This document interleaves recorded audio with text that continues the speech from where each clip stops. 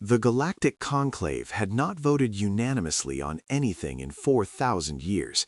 Wars had been fought over border disputes that split the assembly down the middle. Trade agreements languished in committee for decades. Even the simplest matters of interstellar protocol sparked endless debate among the 1,200 member species. But when High Arbiter Zenthkal called for a vote on the human question, the result was immediate and absolute. 1,200 species, 1,200 votes, all in favor. Humanity must be destroyed. The decision was not made lightly, nor was it made in anger.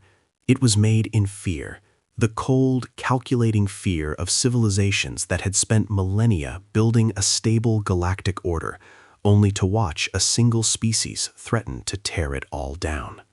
The humans have been a spacefaring species for only 2 centuries, Zenthkal announced to the assembled delegates, his ancient form projecting across the vast holographic chamber.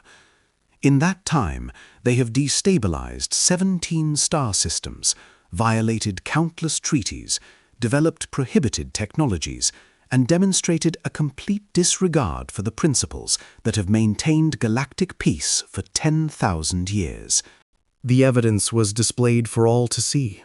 Human ships crossing boundaries they had been explicitly forbidden to cross. Human scientists unlocking secrets that the Conclave had declared off-limits. Human diplomats making promises they had no intention of keeping, then acting surprised when other species took offense. And most damning of all, the incident at Kareth Prime. 2 years ago, Zenthkal continued, a human vessel entered the Karoth system, despite explicit warnings that the system was under quarantine. The humans claimed they were responding to a distress signal. When Conclave enforcement vessels attempted to intercept them, the humans opened fire. The holographic display showed the battle, a single human destroyer engaging 3 Conclave cruisers. The humans had been outgunned, outmaneuvered, outnumbered. They should have been destroyed in seconds. Instead, they won. Through a combination of reckless aggression, unconventional tactics, and what the official report described as an apparent complete disregard for their own survival, the human vessel had disabled all 3 cruisers and escaped into hyperspace. That incident, Zenthkal said, was the final proof of what many of us have suspected since first contact. The humans are not merely disruptive, they are dangerous. Their psychology is fundamentally incompatible with civilized society. They cannot be reasoned with, contained, or controlled. He paused, letting his words sink in. They can only be eliminated. The vote was called. The vote was unanimous, and across the galaxy, 1,200 species began preparing for war. Admiral Helena Cross received the intelligence briefing at 030 hours in the secure command center buried beneath the Rocky Mountains. "How many ships?" she asked, her voice steady despite the ice forming in her stomach. "Our best estimate is approximately 50,000 combat vessels," reported Colonel James Okonjo, her chief intelligence officer. "They're converging from all 12 sectors of Conclave space. ETA to Earth is approximately 6 weeks. 50,000. Cross let the numbers settle in her mind. Humanity's entire fleet, every warship, every armed transport, every armed civilian vessel pressed into service numbered less than 800. What's the composition? Mixed. Carriers, battleships, cruisers, destroyers. Multiple species contributing, which means multiple weapon types, multiple tactical doctrines. It's going to be chaotic. For them or for us? For everyone. Okonjo pulled up a holographic display showing the approaching fleets. The good news is that they've never fought together before. The Conclave is a political body, not a military alliance. They don't have unified command structures or joint training exercises. Each fleet will be operating according to its own protocols. And the bad news? They don't need coordination. Not really. 50,000 ships against 800.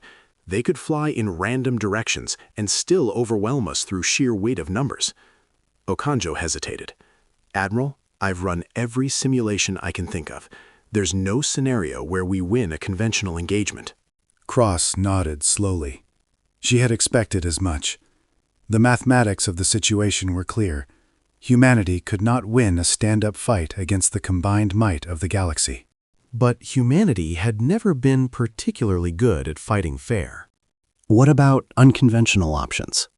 Akanjo hesitated again, longer this time. There is one possibility. It's high risk, and it would require resources we can't easily spare. But theoretically, Tell me. The Conclave's command structure. They've assembled the largest fleet in galactic history, but they still need to coordinate it somehow. Our intelligence suggests they're using a distributed command network with primary nodes on 7 key vessels, the flagships of the 7 largest contributing species. so if we take out those flagships, the fleet loses its coordination. Each species reverts to its own command hierarchy, its own tactical doctrine. The chaos multiplies exponentially. Akanjo pulled up a new display, showing the locations of the 7 flagships. It wouldn't defeat them, Admiral. They'd still have us massively outnumbered. But it might buy us time, create openings, give us a fighting chance instead of certain death. Cross studied the display. 7 ships out of 50,000. 7 needles in the largest haystack the galaxy had ever assembled. What would it take? Strike teams. Small, fast, capable of operating behind enemy lines. They'd need to infiltrate the fleet, reach the flagships, and neutralize the command crews, all without being detected until it's too late. Neutralize how? Okanjo met her eyes. However necessary, Admiral. Cross was silent for a long moment.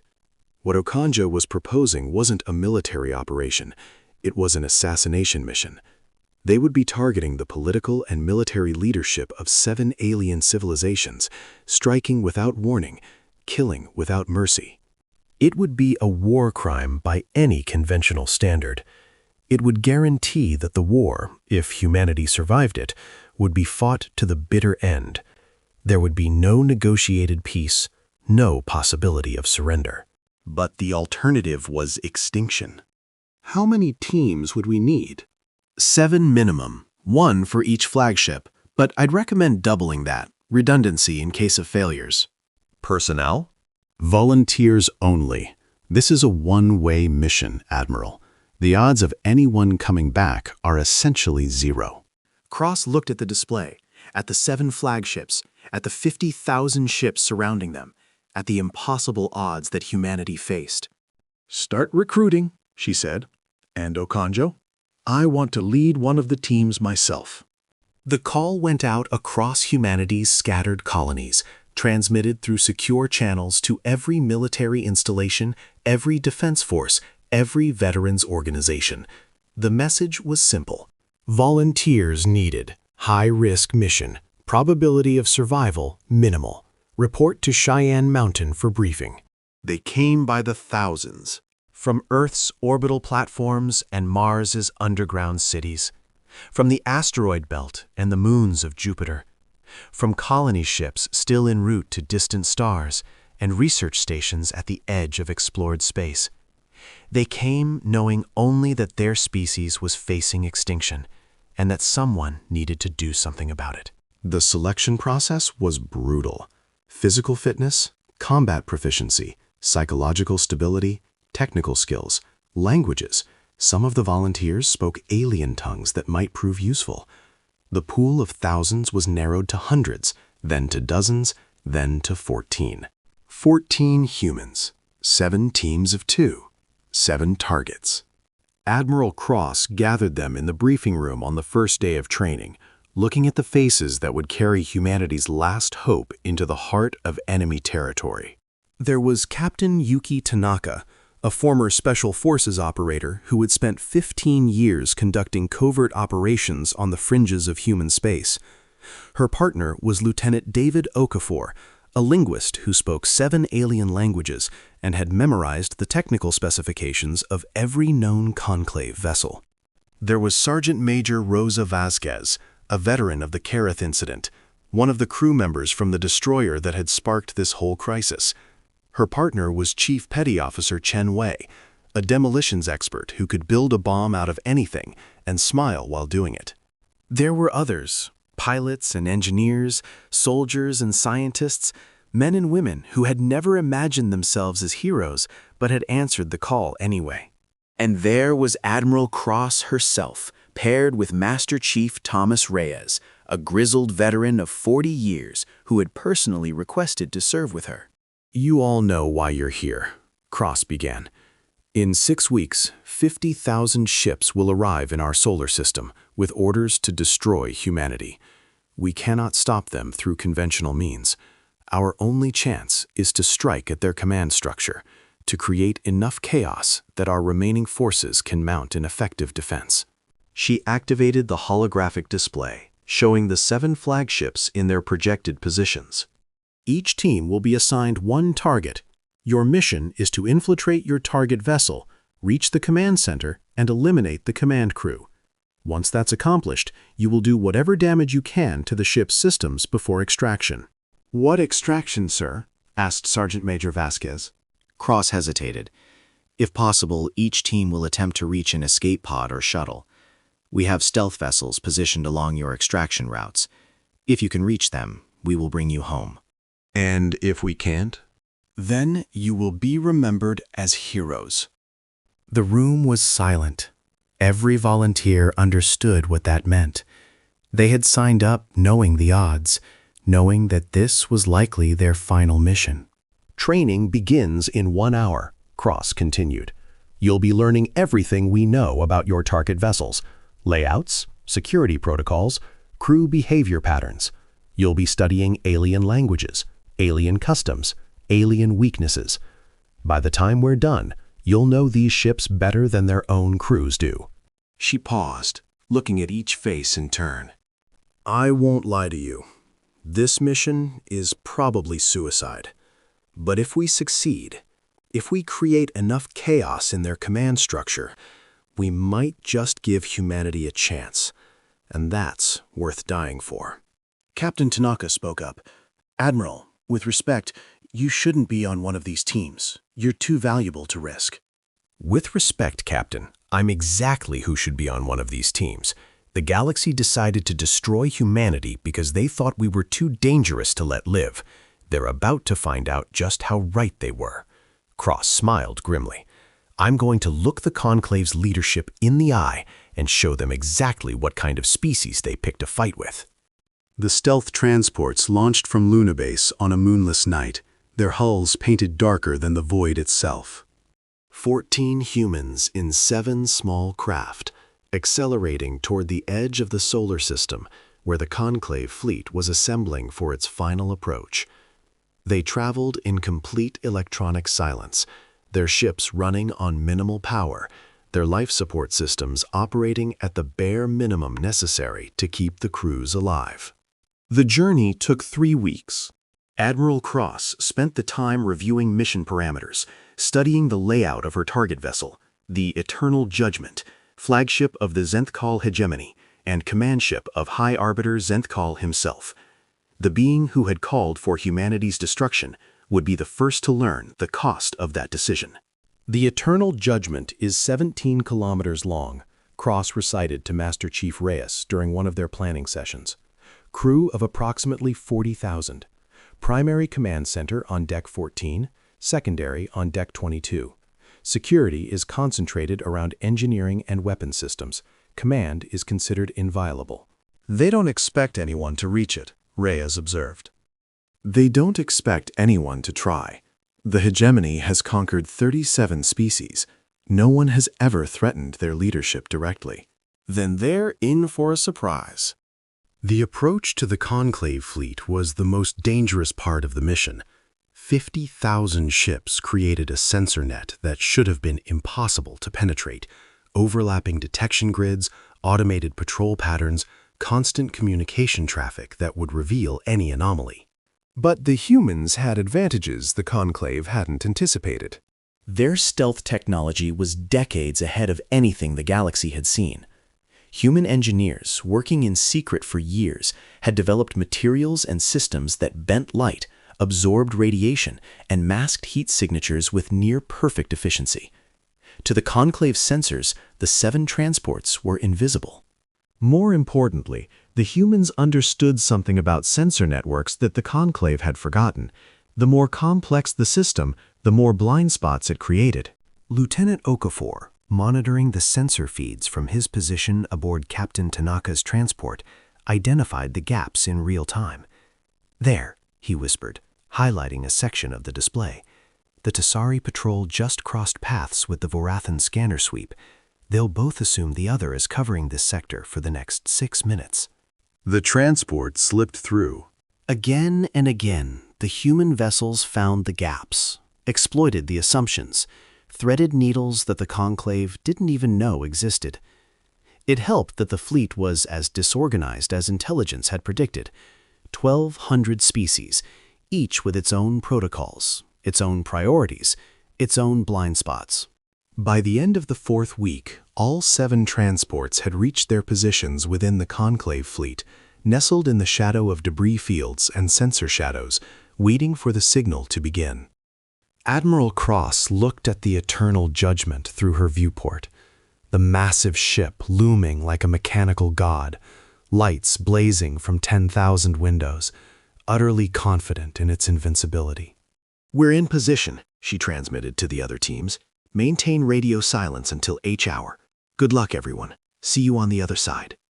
H-hour came at the moment of maximum confusion, the instant when the Conclave fleet began its final acceleration toward Earth, and every ship was focused on its own systems, its own preparations, its own small piece of the vast logistical puzzle. Admiral Cross and Master Chief Reyes launched from their transport in a modified maintenance pod, one of thousands of small craft flitting between vessels as the fleet organized for combat. Their pod bore the markings of a hegemony supply vessel, stolen from intelligence databases and reproduced with perfect accuracy. Approaching the eternal judgment, Reyes reported. No signs of alarm. The flagship's docking bay was chaotic, shuttles and transports arriving and departing in a constant stream, crews rushing to complete last-minute preparations, officers shouting orders that no one seemed to hear. The humans slipped through the confusion, their alien disguises, carefully crafted biosynthetic suits that made them appear to be hegemony support personnel, drawing no attention. "Deck 14 is 30 levels up," Cross murmured, consulting her memorized map. "We'll take the service corridors, less traffic." They moved through the ship like ghosts, avoiding patrols through a combination of preparation and instinct. The hegemony security forces were focused outward, watching for threats from space, from other ships, from anywhere but inside their own flagship. The idea that enemies might already be aboard was simply inconceivable. Cross and Reyes reached the service lift that would take them to the command level. Cross pressed her palm against the access panel, the biosynthetic glove transmitting a stolen security code. The lift began to rise. "Any word from the other teams?" Reyes asked. Cross checked her encrypted communicator. Tanaka and Okafor have breached the Vorathan flagship. Vasquez and Chen are in position on the Tasari command ship. The others are still moving into position. "Ahead of schedule." "Let's hope it stays that way." The lift doors opened onto Deck 14, a corridor of gleaming metal and soft lighting that hummed with the quiet confidence of absolute power. This was the heart of the hegemony's military might, the nerve center from which High Arbiter Zenthkal commanded the destruction of worlds. And 2 humans were walking through it unchallenged. The command center was at the end of the corridor, behind a set of massive doors inscribed with the symbols of the hegemony's conquered species. 37 marks of victory, 37 civilizations that had fallen before their might. Cross paused before the doors, taking a breath. "Ready?" she asked. Reyes checked his weapon, a modified pulse pistol, untraceable, powerful enough to punch through hegemony armor. "Ready." "Then let's show them what humans are capable of." She pressed her palm to the access panel. The doors slid open, and Admiral Helena Cross walked into the heart of the enemy command. The command center of the Eternal Judgment was a cathedral of war. Holographic displays filled the vast chamber, showing the positions of every ship in the fleet, the projected course to Earth, the tactical simulations of the coming battle. Hundreds of hegemony officers worked at their stations, coordinating the movements of thousands of vessels, issuing orders that would determine the fate of billions.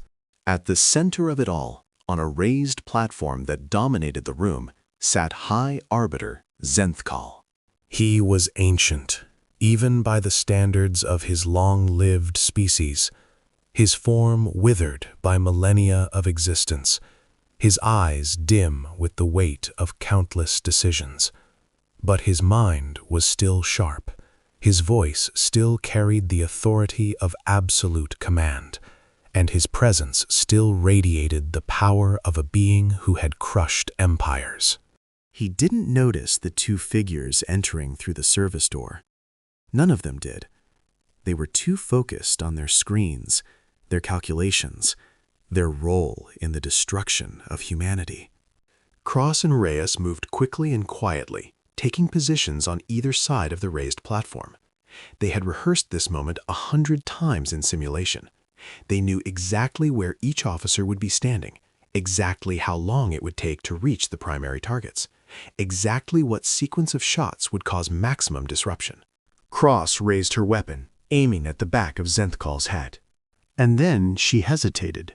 Not from mercy, not from doubt, but from a sudden, overwhelming desire to make the ancient arbiter understand what was happening, to ensure that he died knowing exactly who had killed him and why. High Arbiter Zenthkal, she said, her voice cutting through the busy hum of the command center. Every head turned toward her, every eye focused on the impossible sight of an alien intruder in the heart of their power. Zenthkal turned slowly, his ancient eyes widening as he processed what he was seeing. A human, here, in his command center, with a weapon pointed at his head. You voted to destroy humanity, Cross continued. You gathered the largest fleet in galactic history to wipe us from existence. You thought we would cower in fear, waiting for death. She smiled. You thought wrong. The first shot took Zenthkal through the chest, the plasma bolt burning through his ancient flesh and dropping him from his command throne. The second and third shots took out the two officers flanking him before they could reach for weapons or sound alarms. Then Reyes opened fire, and the command center became a charnel house. The hegemony officers were not soldiers. They were administrators, strategists, coordinators.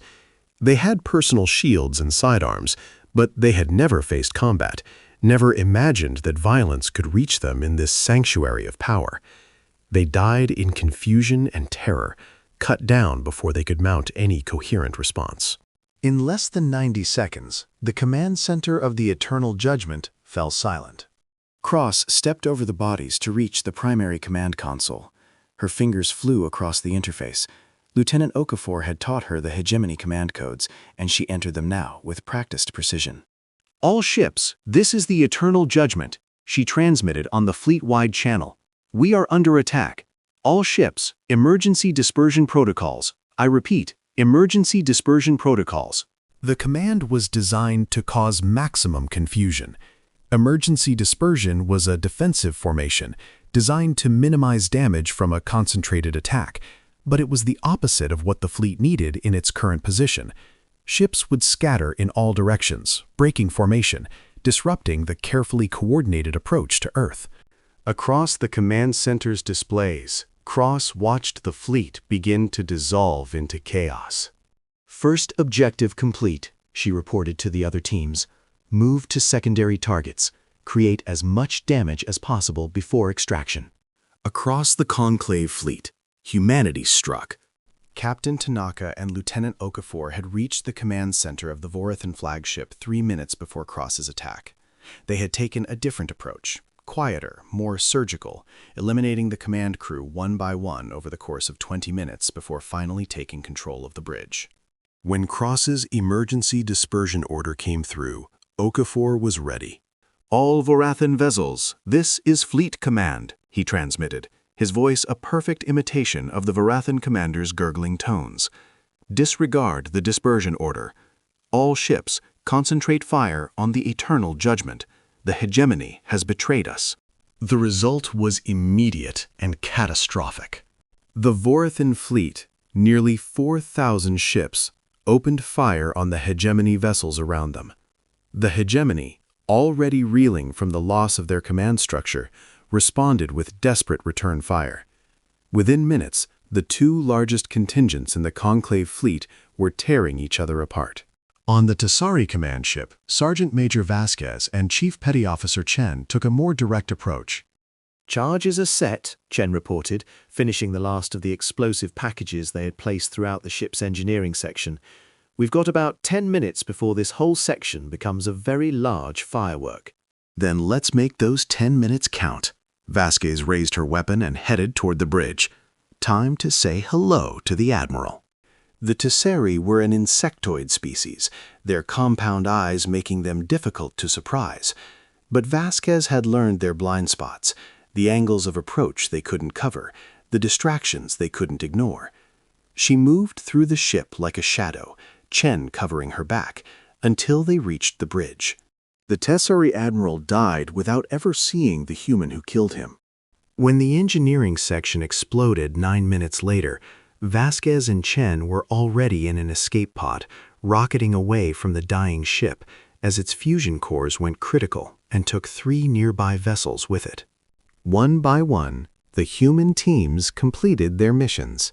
The Krellian flagship's command crew was eliminated by a neurotoxin introduced into their atmospheric systems. The Krellians breathed a methane-ammonia mix that made them vulnerable to specific chemical compounds that humans had identified decades ago. The Methany command ship suffered a catastrophic navigation failure when its central computer was infected with a virus that Lieutenant Okafor had designed, a piece of code that slowly corrupted navigation data until the ship collided with 2 of its escort vessels. The Volanthi and Thessarian flagships fell to direct assault, their command crews overwhelmed by teams that had trained for months to exploit every weakness in their species' physiology and psychology. 7 flagships, 7 command crews, 7 species that had voted to destroy humanity, now reeling from attacks they had never imagined possible. And in the chaos, the Conclave fleet was tearing itself apart. High Arbiter Zenthkal's final order, the Emergency Dispersion Command, had been the spark that ignited the powder keg.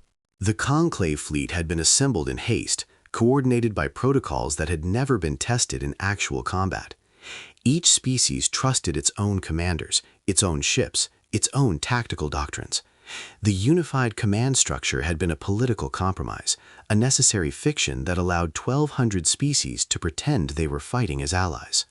When that fiction collapsed, the truth emerged. They were not allies.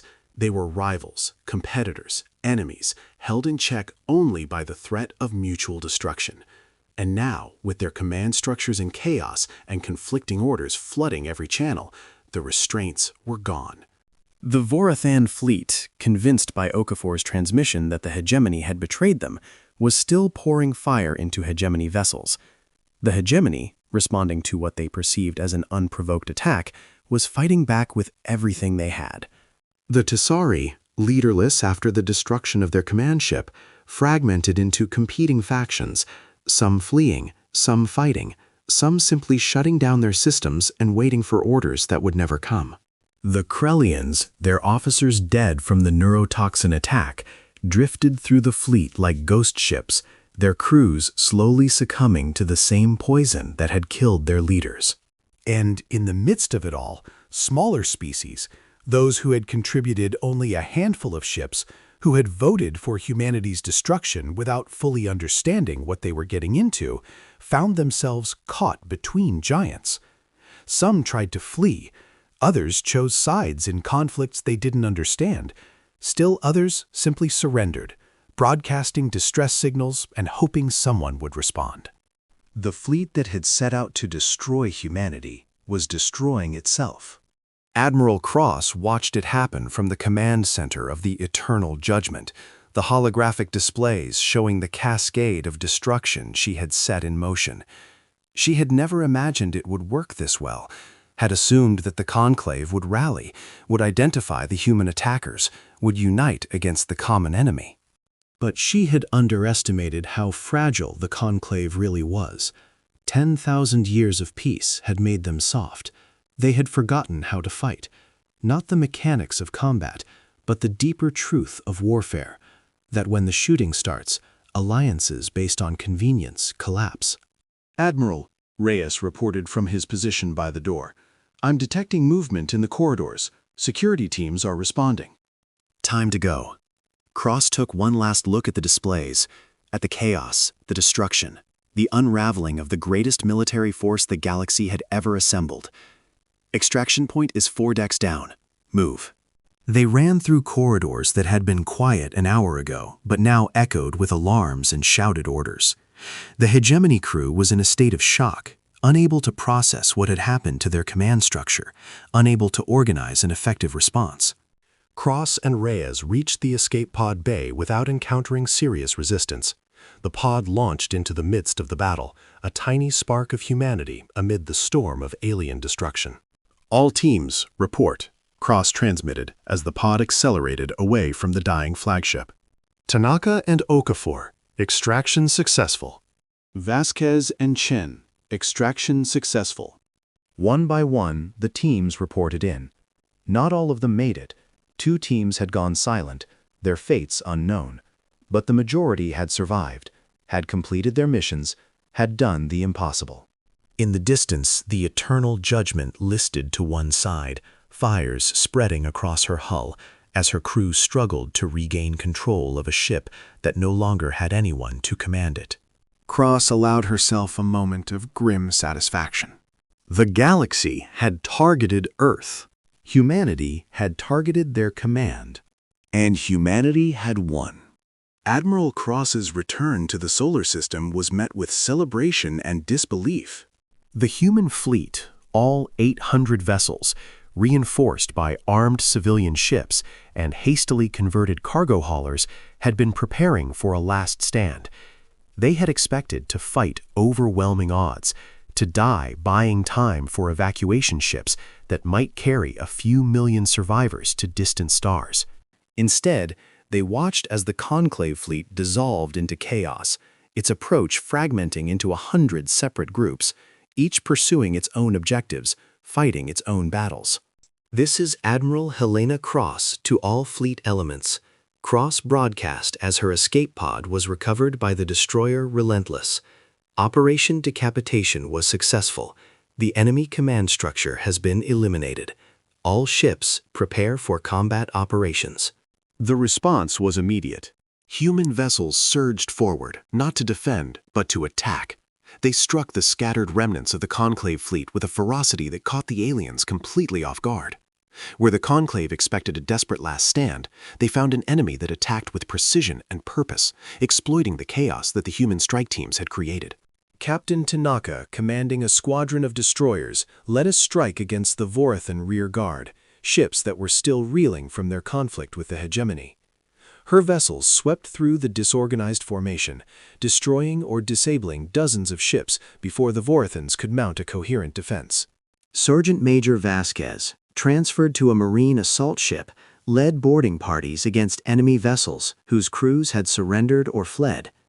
Each captured ship was pressed into service, its weapons turned against its former allies. And Admiral Cross herself took command of the Relentless, driving deep into the heart of the enemy fleet, seeking out pockets of organized resistance and crushing them before they could reform. The battle lasted 3 days. When it was over, the Conclave fleet was scattered, some ships destroyed, some captured, some fleeing back toward their home territories.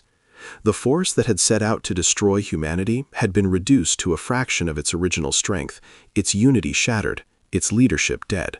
Humanity had not just survived. Humanity had won.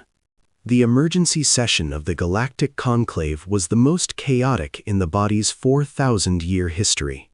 Representatives from 1,200 species shouted at each other across the holographic chamber, accusations and recriminations flying in every direction. The Vorathans blamed the hegemony for the disaster. The hegemony blamed human treachery. The Tessari blamed everyone and demanded immediate action, though no one could agree on what that action should be. In the midst of the chaos, a new holographic image appeared at the center of the chamber, a human face, weathered and determined, broadcasting from a ship somewhere in human space. Admiral Helena Cross.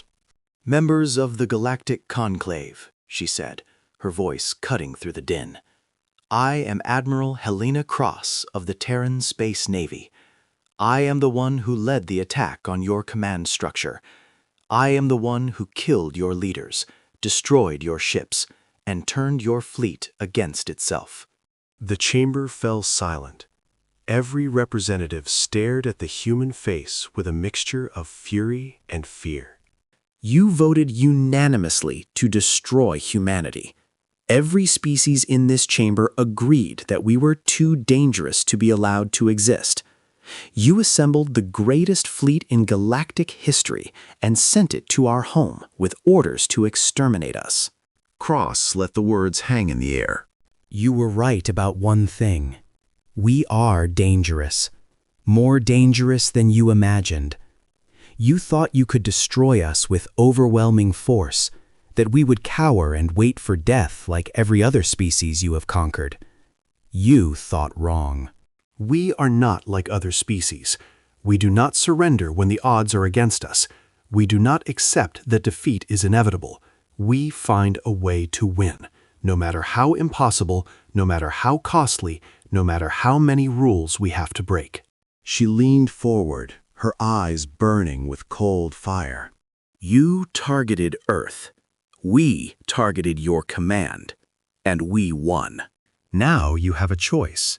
You can continue this war, assemble another fleet, come at us again. But know this, we will do the same thing again. We will find your leaders, infiltrate your ships, and tear your command structure apart from the inside.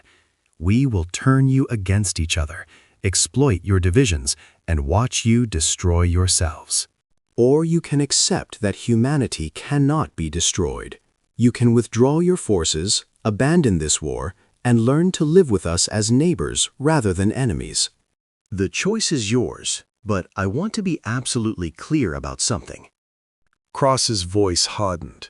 If you choose to continue this war, we will not just defend ourselves. We will come for you. Not your fleets, your homeworlds, your capitals, your leaders.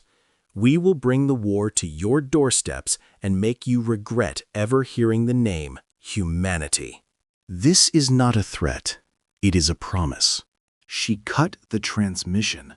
The chamber remained silent for a long moment. Then, slowly, the representatives began to confer, quietly, urgently, with none of the bluster that had characterized their earlier debates. The vote, when it came, was not unanimous, but it was decisive. The war was over. The Treaty of Sol was signed 3 months later, in orbit above Earth. Representatives from all 1,200 conclave species gathered on the massive station that had been constructed for the occasion, a symbol of the new relationship between humanity and the galaxy. The treaty recognized humanity's sovereignty, established formal diplomatic relations, and created protocols for resolving disputes without resort to war. Admiral Cross attended the ceremony, though she took no pleasure in it. The victory had come at a cost. The teams that had infiltrated the enemy flagships, the crews who had fought and died in the battle that followed. Humanity had survived, but the scars would last for generations. "You're not celebrating," observed Ambassador Kethril of the Vorathan Collective, approaching her during the reception. The Vorathans had been among the most vocal supporters of the war, but they had also been among the first to vote for peace when they realized what they were facing. "There's nothing to celebrate," Cross replied. "We killed thousands of your people. You tried to kill billions of ours. The fact that we found a way to stop killing each other isn't cause for celebration. It's just the bare minimum of civilized behavior." You sound almost disappointed. I'm not disappointed. I'm realistic. Cross looked out at the gathered representatives, at the careful smiles and diplomatic platitudes. This treaty doesn't change anything fundamental. Your species still sees humanity as a threat. We still see you as potential enemies. We're not allies. We're just two sides who have agreed to stop fighting for now." Kethral was silent for a moment. "You humans are strange. You win a war that should have been unwinnable, and you speak as if you've lost something." We have lost something. The possibility of a galaxy where we're not always looking over our shoulders. The possibility of trust. Cross shook her head. "You voted unanimously to destroy us. Every species in the Conclave agreed that we should be exterminated. That's not something we can forget, no matter how many treaties we sign." Then why did you fight so hard to survive? Why not simply flee to the far reaches of the galaxy, beyond our reach? Cross turned to face the Vorathan directly. Because running isn't who we are. We're the species that looks at impossible odds and says, let's see about that. We're the species that fights back even when we can't win, because fighting is better than surrendering. We're the species that walked into the command centers of your most powerful ships and killed your leaders, because that was the only way to survive. And that is why you fear us. Kethral's compound eyes flickered, the Vorathan equivalent of a nod. "Yes, that is why we fear you. Not your technology, not your numbers, not your resources. We fear your refusal to accept reality." We don't refuse to accept reality. We refuse to accept that reality can't be changed. Cross allowed herself a thin smile. And that's the thing about humans. We're usually right. The decades that followed the Treaty of Sol saw a gradual transformation in humanity's relationship with the galaxy. At first, the peace was cold and suspicious. Humanity expanded its military capabilities, developing new weapons and tactics, building fleets that could defend against any future attempt at genocide. The Conclave watched nervously, wondering when the humans would decide that defense wasn't enough, when they would turn their dangerous ingenuity toward conquest. But conquest never came. Instead, humanity reached out, not with weapons, but with ideas. Human scientists shared their research with species that had voted to destroy them. Human engineers helped rebuild worlds damaged in the chaos of the war. Human diplomats worked tirelessly to resolve disputes, prevent conflicts, and build the foundations of genuine cooperation. Not all species accepted the offered hand. Some remembered the terror of the human strike teams, the slaughter of their leadership, the humiliation of their defeat. They waited for the day when humanity would reveal its true nature, the aggression and violence that had made them so dangerous. That day never came. Slowly, grudgingly, the galaxy began to accept that humanity was not a threat to be contained, it was a partner to be embraced. The same qualities that made humans dangerous in war made them valuable in peace: their creativity, their determination, their absolute refusal to accept that any problem was unsolvable. Admiral Cross retired 20 years after the war, settling on a small moon in the outer solar system where she could watch the stars without being reminded of what she had done to survive among them. She wrote no memoirs, gave no interviews, accepted no honors for her role in humanity's salvation. But every year, on the anniversary of the attack on the Conclave flagships, she received messages from across the galaxy, from the humans who had served with her, from the aliens who had learned to respect her, from a universe that remembered what she had done. The messages all said the same thing, in 100 different languages. Thank you for reminding us that the impossible is only impossible until someone refuses to accept it. Cross never responded to the messages, but she kept them all, stored in a database that grew larger with each passing year, a testament to the power of human defiance. She died peacefully at the age of 93, surrounded by officers who had served with her and diplomats who had negotiated the peace she had made possible. Her final words, according to those who were present, were characteristically blunt. Tell them we're not done yet. Tell them there's always more to do. And humanity kept doing it. Epilogue: The Stars Remember. A century after the war, a monument was erected at the site of the final battle, a vast structure floating in the void between Earth and Mars, inscribed with the names of every human who had fought and died to ensure their species' survival. At its center was a simple inscription chosen by the survivors of the original strike teams. They came to destroy us. We refused to be destroyed. The stars remember. Visitors came from across the galaxy to see the monument. Not just humans, but members of species that had once voted for humanity's extinction. They came to understand, to remember, to pay respects to the beings who had proven that the impossible was just a word. And in the halls of the Galactic Conclave, now reformed, expanded, and fundamentally changed by the lessons of the war, humanity's representatives sat among the other species as equals, not because they had proven themselves worthy by the Conclave's standards, but because they had proven that they would not be judged by anyone's standards but their own. The galaxy had tried to destroy them. They had refused to be destroyed. And the stars would remember, for as long as stars continued to burn. The end.